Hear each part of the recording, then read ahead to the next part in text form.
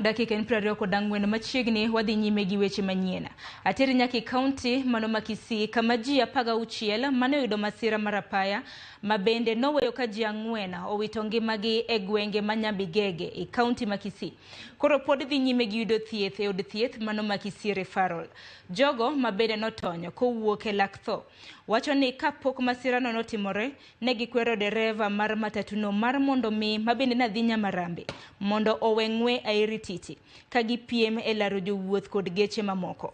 Kaluwore kod telo mar od thieth ma Kisii referral, jogo manotonyo noringodo e od thieth ka gin gi hinyruok mathoth kendo pod giyudo thieth nyaka gisani. Nilikuwa nimepanda hapa nafasi ya mbele karibu na dereva.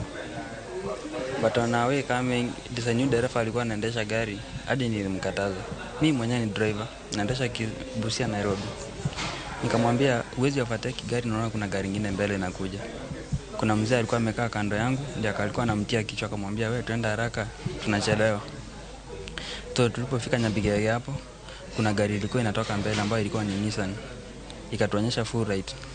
Kutuonyesha full right na huyu na yeye ako hapo tu akashindwa sasa ataenda wapi because hii side nyingine gari iko. So alikuwa anajaribu kuharakisha ndiye apite aende mbele hiyo gari. Hapo ndio tukakumbana na hiyo accident sasa. Vile gari ziligongana, moja yenye tulikuwa tumepanda ilianguka to the right. Kisha ile impact ya kuanguka tukatoka ndani hiyo gari, mlango ilikuwa wazi. Hiyo impact tulijikuta tukiwa nje na viti, tumeangushiana hapo, wengine wamedungwa na viti, wengine wamevunjika, wengine wamekatwa na mabati ya gari. We had fractures, we had head injuries. So far, the patients are recuperating well in the various wards, and we hope to see them off to their homes soon. Manadoko wach malit musahinya ne familia wede kod osiepe mag